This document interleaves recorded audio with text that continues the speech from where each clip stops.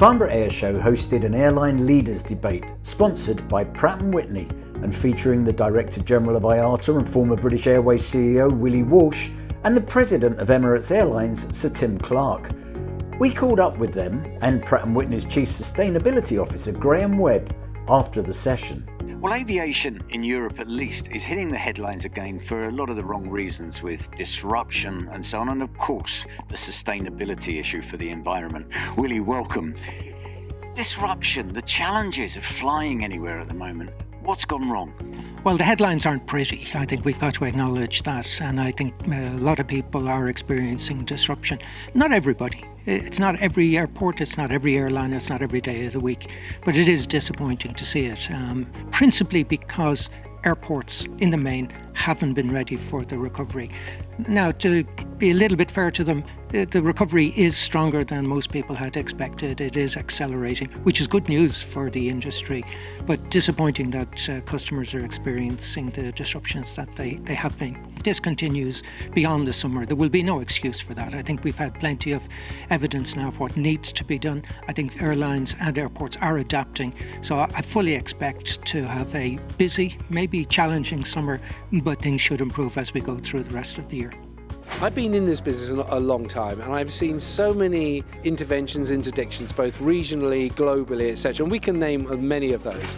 And I've kind of hardened myself to the inevitability that global demand for air travel bounces back. Don't ask me at this stage why it does. I could give you a lecture on that.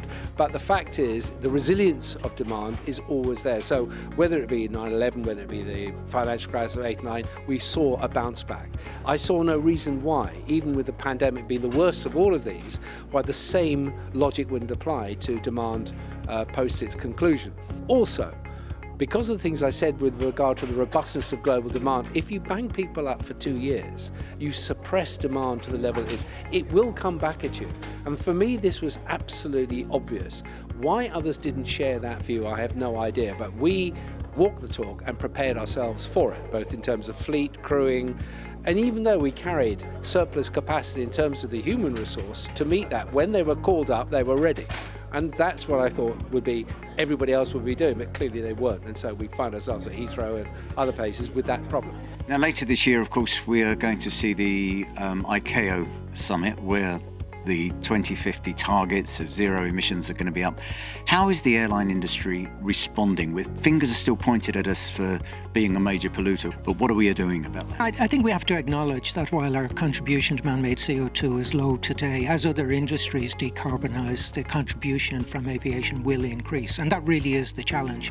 We know that decarbonising the airline aviation industry is going to be difficult, but we have committed to net zero by 2050, so the industry, airlines, are aligned with the government ambition. We're aligned with the science. We need ICAO representing all of the countries globally now to come up with a structure that will ensure that we're doing that in a simple, coordinated manner. So I think the eyes of the industry will be on the ICAO Assembly in September, October of this year, and it's very important that they reach agreement on a, as they call it, a long-term aspirational goal for the industry. So when we come to the future of aviation and air transport, sustainability is the heart of it. And at the heart of sustainability, it's what the engine makers are actually doing. We're joined now by Webb, who's the Chief Sustainability Officer for Pratt Whitney. Graham, thanks for joining us. Pleasure. So what exactly are you doing, Pratt & Whitney doing, to hit these amazing targets that the industry has? We've been innovating over the decades, reducing continuously the emissions, the fuel burn of the engines, and we've recently done that with respect to the geared turbofan engine, where we are enabling a 16% reduction by the introduction of a gear that enables the turbo machinery to operate at optimum efficiency. And we just announced recently a GTF Advantage, which delivered another 1%, and overall we've saved 800 million gallons of fuel and over 800,000 tons of CO2 from our customers as a result of these innovations. We have an overall approach, a three-pronged strategy: smarter, cleaner, and greener.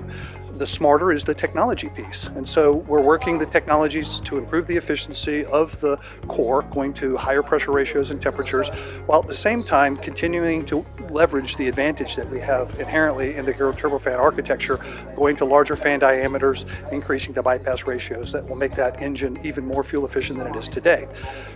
That's the normal part. Now we get into the exciting thing, and this is why it's so exciting to be in my role and have all the engineers, is that we're working on elements of electrification. All of the speakers agree that the new propulsion technologies are a way off being ready for the wide-body aircraft at the heart of today's long-haul travel. And Sir Tim is confident the Super Jumbo A380 still has a key role to play. It is important to start small because the stakes in this game are very, very high. The safety elements of all of this new technology have to be proven and demonstrated.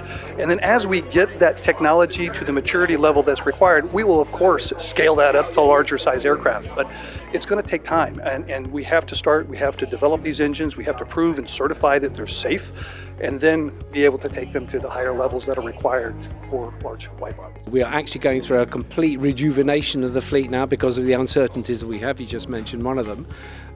So we're redoing the interiors completely with a completely new range of products, and so we'll keep those going as long as we can.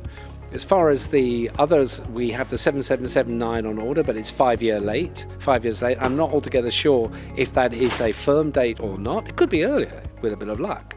And we have the 350-900s coming in.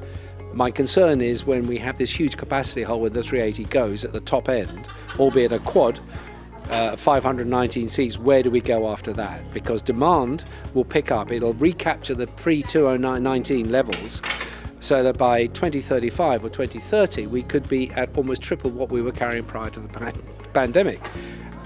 And the capacity is not going to be there. So prices are going to rocket. Yeah, there's no way around that. You know, fuel is the single biggest element of an airline's cost base. Airlines aren't in a position to absorb the additional cost. So ultimately, the costs of sustainable aviation fuel, like the cost of everything that the airline faces, will be reflected in ticket prices. And given the significant premium that we're seeing, it's probably around 2.7 to 3 times the price of jet kerosene. That will be reflected in ticket price. I just don't see any way around that. So I think we have to be honest with ourselves and honest with consumers that the transition to net zero is going to cost money and ticket prices will go up.